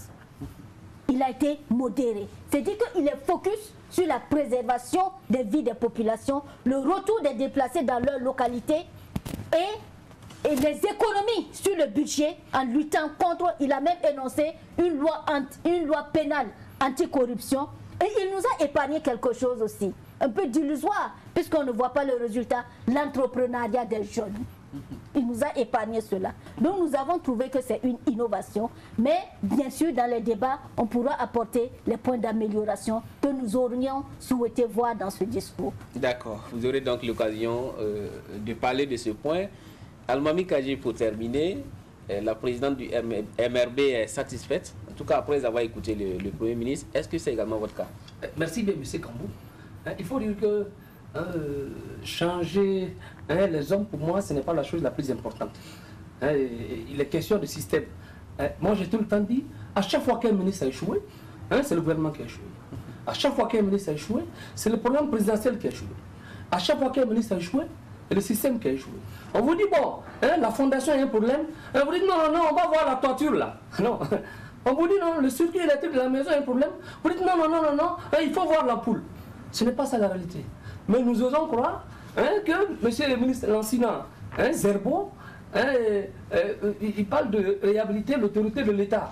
L'autorité de l'État, pour moi, c'est d'accélérer les dossiers judiciaires. En commençant par M. Seydou Zagré, à la présidence, le chargé de mission du DIRCA du président Kaboré. On a vu les révélations des presses là-dessus. Il y a les dossiers charbon fin. Nous osons croire que les dotations des soldats sur le front là vont leur parvenir. Ce n'est pas moi qui le dis, c'est une réalité. Nous osons croire que pour ce qui est du pouvoir d'achat, les produits de première nécessité sont accessibles à tous. Bon, l'huile n'est pas accessible, le riz, ainsi de suite. Vous payez une boîte de tomates X dans une boutique la même boîte de tomates, vous la payez ailleurs à 250 francs CFA. Ce n'est pas le même prix. Donc nous devons croire qu'à ce niveau-là, les choses vont changer. En réalité, ce n'est pas les intellectuels qui manquent. Nous demandons les hommes d'État, ce n'est pas que l'homme n'a pas de diplôme, ce n'est pas ça le plus important. Le plus important pour nous, c'est de dire comment on fait pour que les déplacés internes retournent chez eux. C'est de faire en sorte que les travailleurs qui ont longtemps été brimés, je dis brimés, parce que le régime MPP allié a passé tout son temps à s'attaquer aux braves travailleurs de notre pays. Les suspensions illégales, sauvages des salaires des travailleurs, ça il faut le dire. Et bon, vous savez, actuellement, je pense que le régime camerounais cherche le chaos avec la remise à plat des salaires.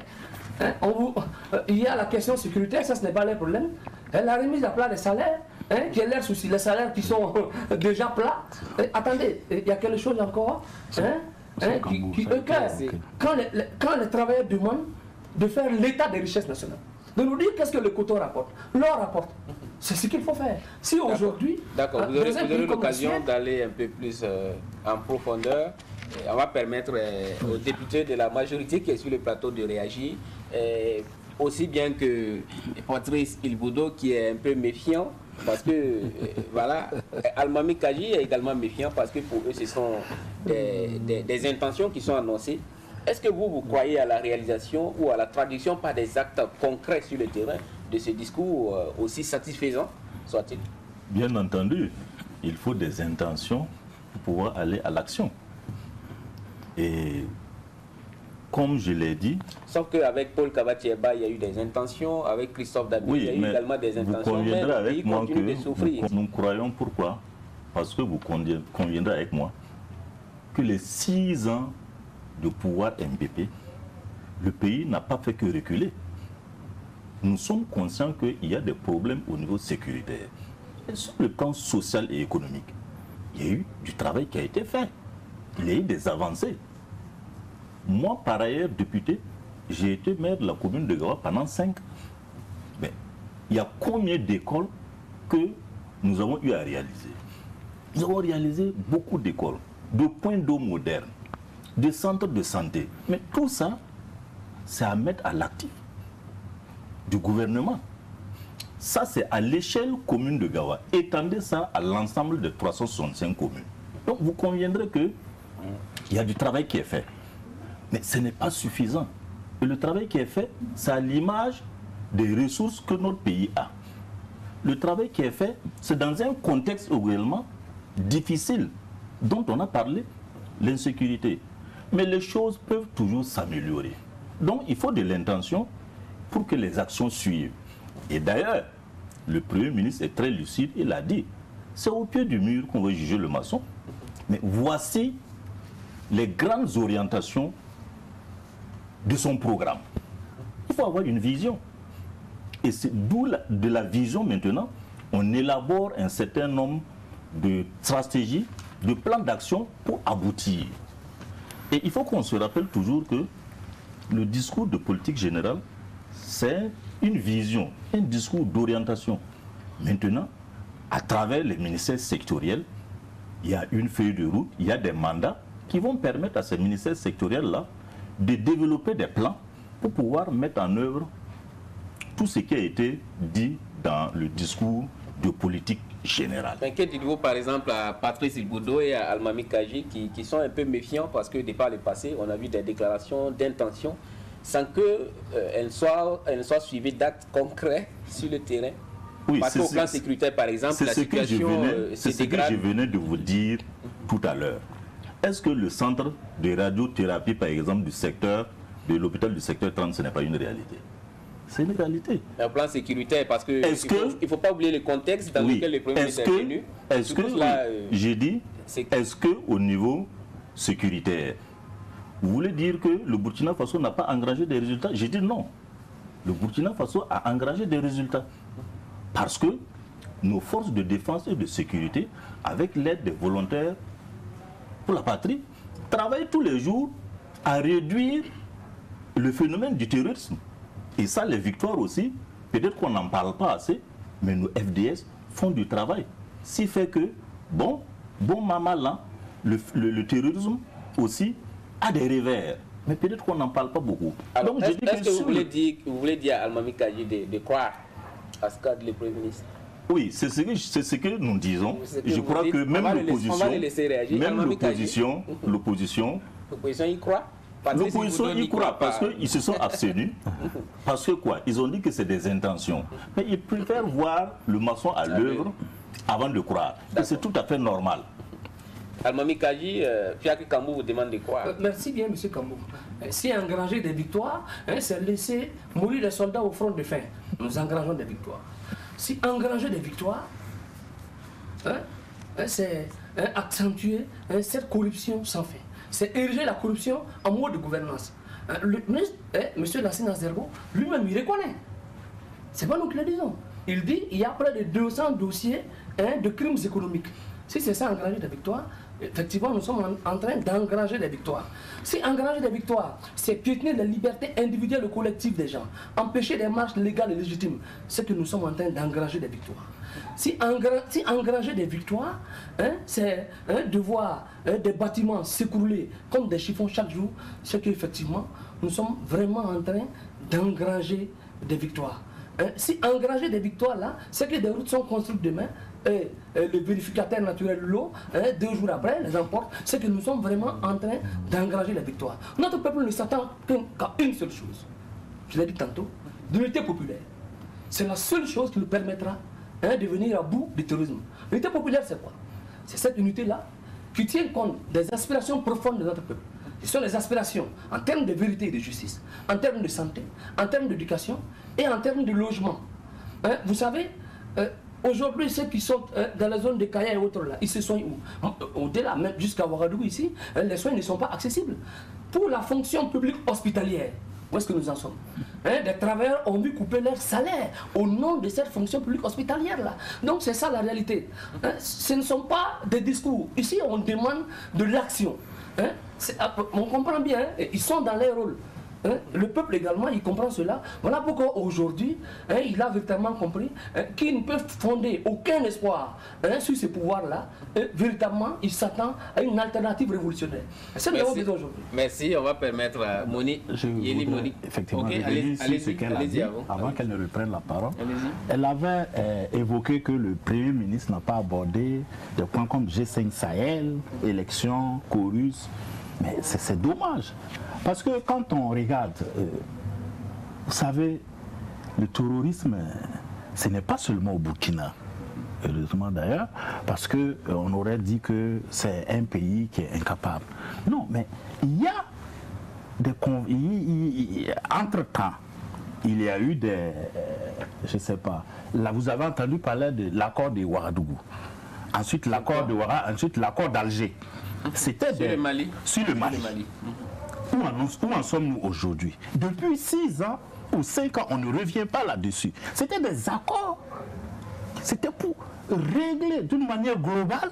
C'est vrai, c'était au Mali. Mais ce qui s'est passé au Mali il y a 5-10 ans, c'est ce qui est arrivé à notre niveau. Si on aurait dû, il y a eu cette continuité de l'État. À l'époque, on était revenu par exemple sur les accords de Mali et de l'Algérie. Je pense qu'aujourd'hui, le Burkina, de concert avec les autres nations, comme la Mauritanie, l'Algérie. Les accords d'Alger, on peut dire quand même que ça bouge un peu, parce qu'on a vu cette armée malienne unifiée, par exemple, qui a pu faire route vers Kidal. Ah, mais on n'en parle pas. Aujourd'hui, on ne parle plus de rébellion, mais de terrorisme. Est-ce que ce n'est pas je pense des évolutions qu'il faut au que Mali? nous revenons sur ces accords-là et les améliorer dans le cadre du G5 Sahel. Et je pense qu'on pourra rendre cette guerre transfrontalière-là plus, j'allais dire, on pourrait la dompter. Parce qu'on ne peut pas combattre le terrorisme tout seul. Donc pour vous, c'est dommage que le Premier ministre n'ait pas parlé? Non, pas qu'il n'ait pas parlé. Depuis un certain temps, moi j'ose croire, c'est un diplomate. Et il s'est attaché au niveau de la diplomatie, Madame Rosine, je connais ses compétences. Donc j'ose croire et je les interpelle à réveiller ce genre d'accords pour le bien-être du peuple burkinabé. Parce qu'on ne pourra pas résoudre ce problème de terrorisme-là sans des États partenaires comme la Mauritanie, l'Algérie. Mais il a quand même parlé de la diversification des partenaires. Absolument. Et je pense il a même voulu que la diplomatie burkinabé soit plus active. Je pense à une interpellation qu'il en tienne compte dans cette diversification et dans cette recherche. Il a parlé de leadership régional. Oui. Voilà. Et qu'on y aille. Et c'est pourquoi je dis aujourd'hui, nous sommes de l'opposition. C'est une opposition responsable. Les hommes qui animent ce gouvernement-là, ils ont de la matière. Comme le Premier ministre d'ailleurs. D'accord, on va laisser Yeli Monique Kamo répondre. Vous dites que vous vous réjouissiez que le Premier ministre n'ait pas évoqué les questions comme celle du G5 Sahel, mais M. Goudot trouve que c'est dommage. Qu'en dites-vous? La question du G5 Sahel, le bilan est déjà établi. Et qu'au stade actuel, c'est une organisation, une initiative qui n'arrive pas à mobiliser les moyens qu'il faut. Alors qu'aujourd'hui, le Burkina Faso est sous pression. Et partout où nous avons eu l'impression, tel que notre frère du Mali, qui est en train de faire des avancées sur le plan de reconquérir ces territoires, n'est pas en train de mener ce combat-là dans le cadre de cette organisation. Donc nous nous réjouissons, une organisation qui ne porte pas de fruits, de résultats, de progrès. Donc, nous étant sous pression, le Premier ministre a perçu la nécessité d'aller vite et de compter sur nos propres moyens en diversifiant, en actionnant la diplomatie. Et pour moi, je suis satisfaite. Alors je voudrais aussi que, puisque c'est un débat républicain qui est ouvert ici, sur cette tribune-là, que c'était bien, après avoir fait un constat et puis poser déjà et énumérer les doléances, c'est-à-dire les revendications qui sont légitimes aujourd'hui, parce que les populations ont faim, les populations sont sous pression. Et qu'est-ce qu'il faut? Sur cette tribune, je pense que nous sommes là pour trouver des solutions et décortiquer, voir si dans ce discours-là, nous pouvons trouver quelques actions sur lesquelles nous pouvons nous attacher. Et tel que nous avons dit, dans le chemin institutionnel de notre pays qui s'appelle le régime semi-présidentiel, le président n'est responsable de rien. Tout repose sur les épaules et sur la tête d'un Premier ministre, et celui que nous avons aujourd'hui est notre répondant. Est-ce un message vous lancez en même temps à ceux qui demandent aujourd'hui la démission du président du Faso? Oui, parce que à la société civile et... à mettre prise sur le fait que le président n'est pas responsable. Je reviens, cela veut dire que c'est le Premier ministre qui est responsable. C'est en fait, c'est pour mettre la pression aussi sur le Premier ministre. Après son discours, même si je suis satisfaite, je l'attends aussi au pied du mur. En fait, c'est moi aussi, je veux dire que je suis satisfaite ne suffit pas. Je l'attends au pied du mur et tout le peuple l'attend au pied du mur parce que c'est sur lui que, sur ses épaules que repose notre destin.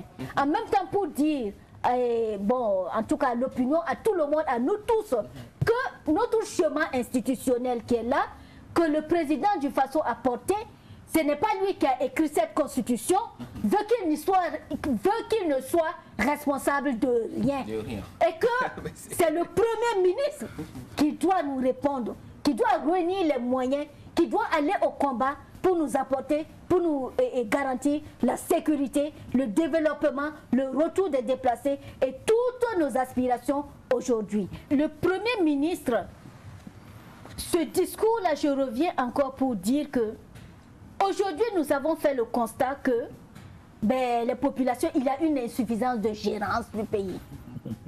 Et en la matière, le chemin institutionnel de notre pays, qui s'appelle régime semi-présidentiel, veut que le président qui a, comme il a le pouvoir de désignation, si nous ne sommes pas satisfaits et nous l'avons interpellé, il écoute. Et il est dans l'écoute, il a écarté l'ancien et c'est un nouveau qui est là. Donc aujourd'hui, les actions énumérées tiennent compte des besoins de la population. Donc c'est pourquoi il faut l'accompagner. Et l'attendre au pied du mur. Il faut l'accompagner et l'attendre au pied du mur. Almami Kadji. Merci M. Kambou. D'abord sur ce qui est la question sécuritaire G5 Sahel, pour ce qui est du terrorisme, il faut dire que le terrorisme là, c'est l'instrument utilisé par l'impérialisme pour imposer sa domination afin de piller. Et à ce niveau, la solution est claire. Il faut se débarrasser des bases militaires étrangères pour une vraie souveraineté. Il a parlé de la diversification des partenaires parce qu'il y a des résultats urgents à engranger. Est-ce que cela ne va pas un peu dans le sens des revendications qu'on entend souvent dans la société civile? Il peut avoir de la coopération, mais quand on connaît l'histoire des peuples, les peuples se libèrent, les peuples se sont libérés, les peuples se libéreront toujours. Bon, moi je ne crois pas à une libération quelconque de Wangler, de Renault ou de Ford. La libération, elle est nationale. Maintenant, pour revenir un peu à Mama Yeri Kam, sur le Premier ministre qui doit tout endosser et tout, il faut dire que non, c'est un État.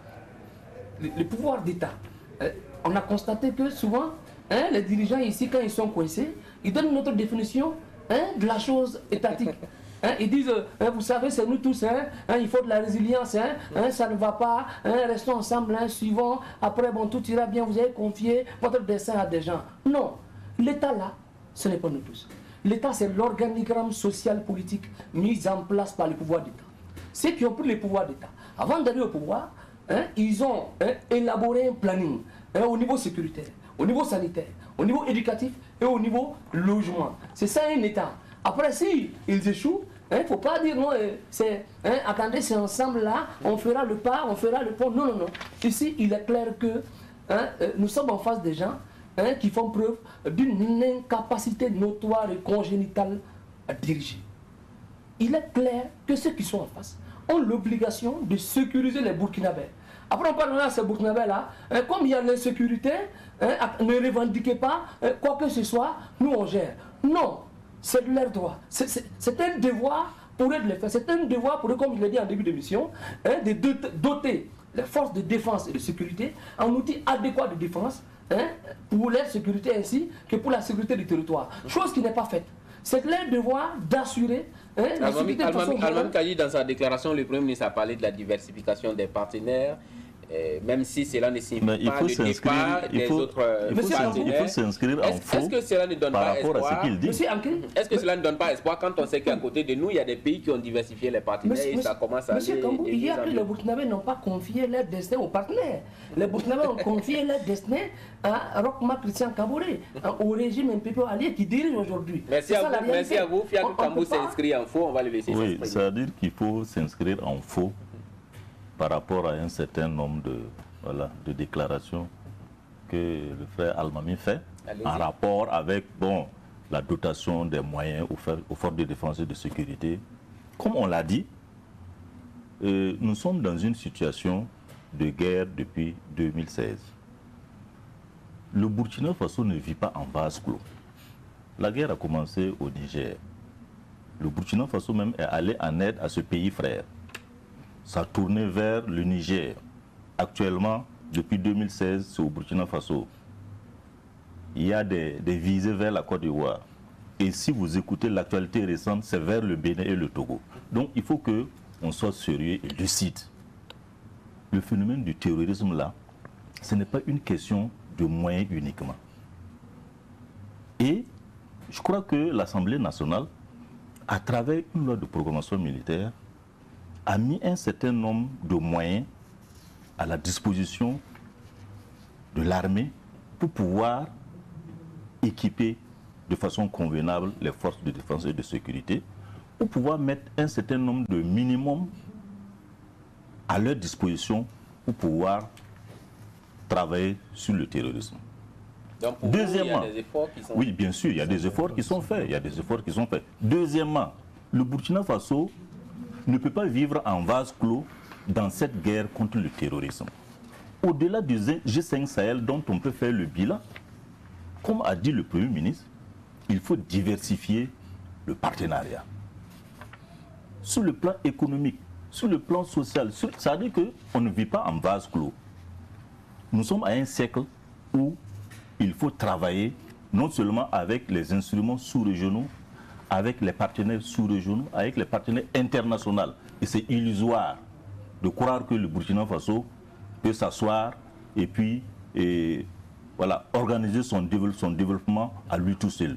Non, ce n'est pas vrai. Alors, on va ensuite, je voudrais terminer en disant que le peuple burkinabé a élu un président et a renouvelé son mandat.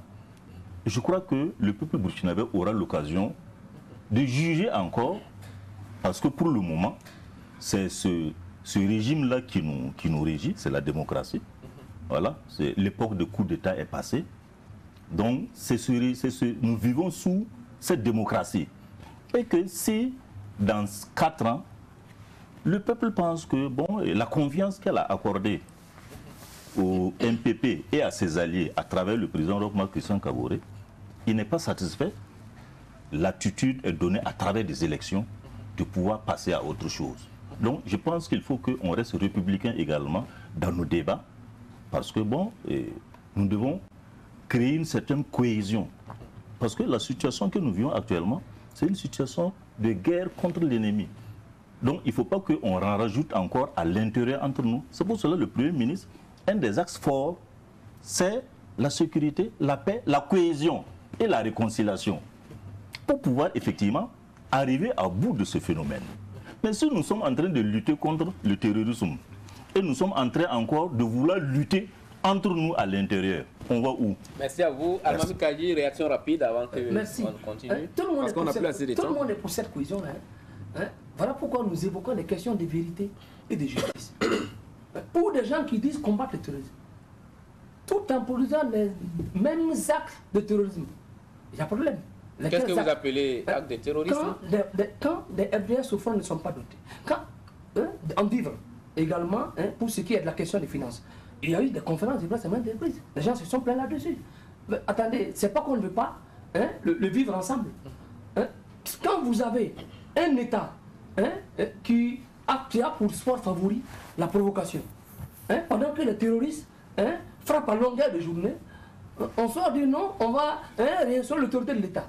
Et l'autorité de l'État là, c'est la remise à plat des salaires, comme je l'ai dit tantôt, des salaires qui sont déjà plats. Si la cohésion sociale là, c'est venir imposer les injonctions de Bretton Woods aux braves fils, aux braves travailleurs du pays, vraiment c'est la cohésion sociale qu'ils veulent. C'est dans ce sens-là, ils veulent que les choses aillent, il n'y a pas de souci.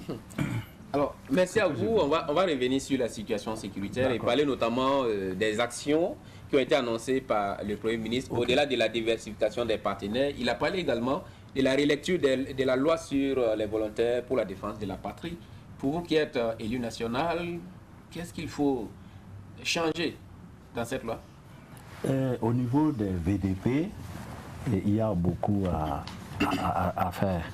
Voilà, parce que aujourd'hui, nous avons constaté que les VDP sont un véritable auxiliaire de l'armée.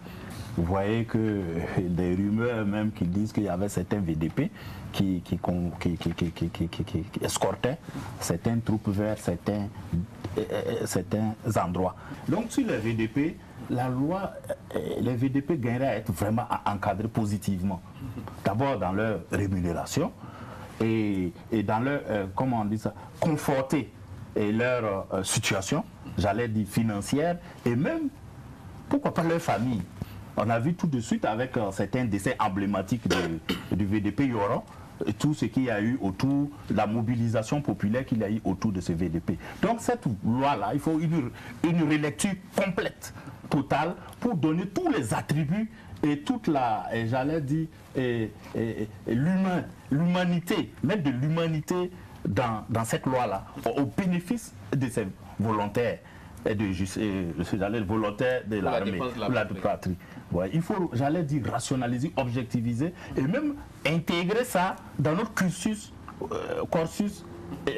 juridique, ouais, au niveau de l'armée. Parce qu'aujourd'hui, ils ont fait les preuves. Aujourd'hui, n'eût été les VDP, que ce soit la zone de Kongoussi, que ce soit la zone de Titao, que ce soit pratiquement tout le centre-nord, le nord et l'est, aujourd'hui, on aurait vraiment perdu même certains chefs-lieux de région.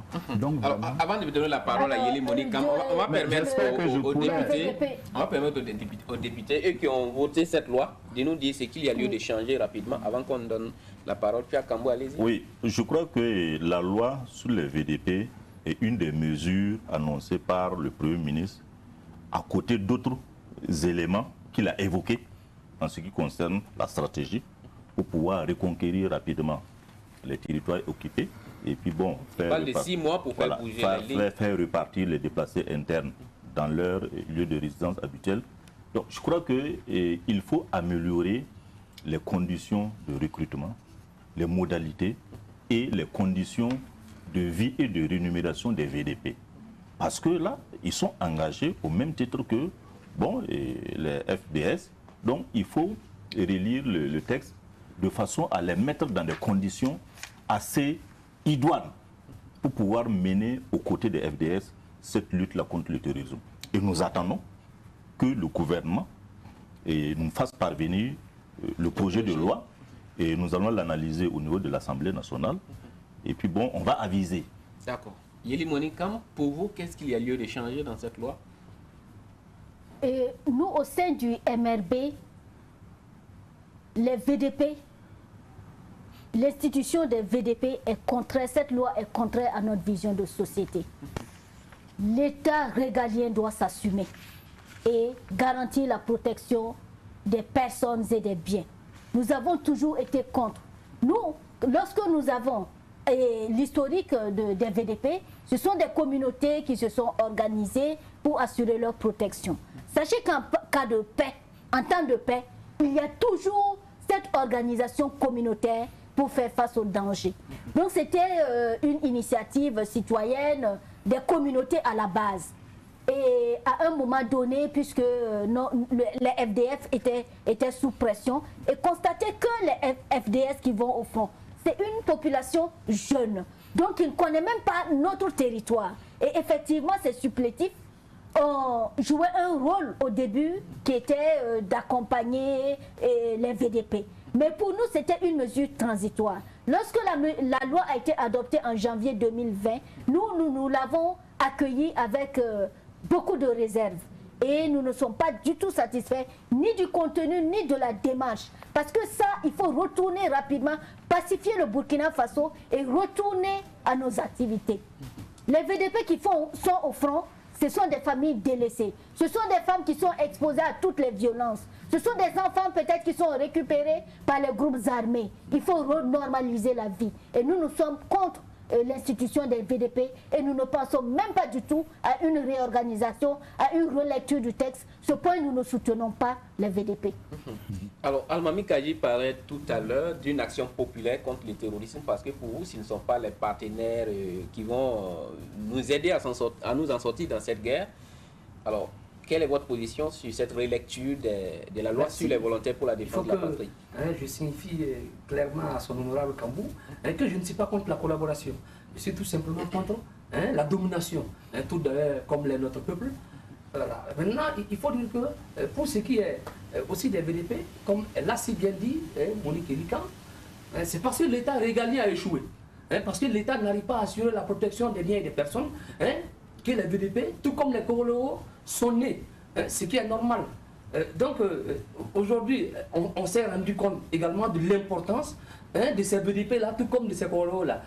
D'où cela nécessite un encadrement très urgent. Il faut c'est clair, mais pour ceux qui ont la notion de la guerre d'Algérie, les populations ont été armées.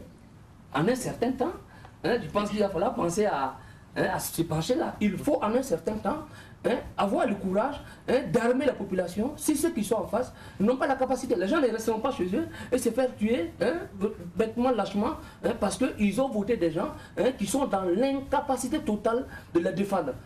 D'où pour moi, un encouragement sincère de ces VDP-là. On a vu le cas de Ladioro, comment ça allait terminer. Bon, si c'est après sa mort, on lui octroie une villa au Burkina, d'ailleurs, il faut mourir pour avoir certaines choses, certaines reconnaissances. Ce n'est pas je voudrais dire que... la chose la plus importante, comme je le dis, c'est la question d'assumer. Que les autorités s'assument, et tout coulera. D'accord. Pour le cas des VDP, nous sommes obligés de constater que c'est un aveu de faiblesse. Alors, qu'est-ce qu'il faut faire pour les VDP? Et nous, aujourd'hui, lorsqu'on gère une crise, une guerre, il y a les défis actuels à gérer.